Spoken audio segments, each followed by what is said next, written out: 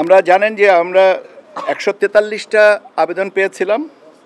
তার মধ্যে থেকে আমরা প্রাথমিক বাছাইয়ে পরে 22টা রাজনৈতিক দলের ব্যাপারে মাঠ পর্যায়ে তদন্ত জন্য বা অধিযাচনের জন্য পাঠিয়েছিলাম এবং মাঠ পর্যায় থেকে যে তথ্য পাওয়া গেছে সেই তথ্যের আবার ধারাবাহিকতায় আমরা 7টা রাজনৈতিক দলের নিবন্ধনের কথা বলেছে যে না, তারা কোয়ালিফাই করে না।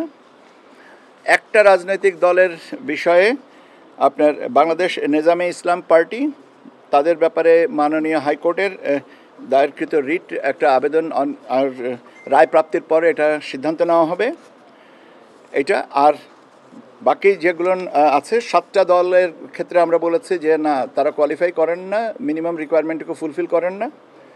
আর এর ধারাবাহিকতায় পুনঃতদন্ত করে আমরা যে সিদ্ধান্তে কমিশন এসছেন সেটা আমি বলছি যে আপনার রাজনৈতিক কর্মকাণ্ডের ধারাবাহিকতায় এবং অংশগ্রহণ অতীত নির্বাচন সংক্রান্ত ধারাবাহিকতায় 3টা দল প্রাথমিকভাবে বিবেচিত হয়েছিল: জাতীয় জনতা পার্টি, জাতীয় সমাজতান্ত্রিক দল, জাসদ শাহজাহান সিরাজ এবং বাংলাদেশ জাতীয় লীগ।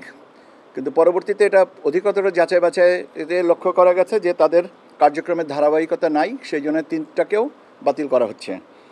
এবং আর যেগুলো ছিল তার মধ্যে থেকে আম জনতার দল, Bangladesh justice and development party, Bhasani Janashakti party, Bangladesh বেকার মুক্তি পরিষদ, জনতার দল, মৌলিক বাংলা, জনতার পার্টি, বাংলাদেশ গণতান্ত্রিক পার্টি, এই 8টা দলের সঠিকতা না পাওয়ার জন্যে নামঞ্জুর করা হয়েছে। তাহলে আমরা 3টা দলের কাগজপত্র সঠিকতায় পেয়েছি এবং সেই 3টার দল হচ্ছে বাংলাদেশ সমাজতান্ত্রিক দল মার্ক্সবাদী, বাংলাদেশ আম জনগণ পার্টি এবং জাতীয় নাগরিক পার্টি এনসিপি। এই 3টা দলের ব্যাপারে এই নতুন প্রার্থিত নিবন্ধনের বিষয়ে এটা কমিশন মনে করেছেন যে এই 3টা দল রাজনৈতিক দল হিসেবে নিবন্ধন পেতে পারেন এবং তাদের ব্যাপারে আগামীকাল পত্রিকায় আমরা বিজ্ঞপ্তি দিব যাচাই বাছাইয়ের জন্যে, অভিমতের জন্যে।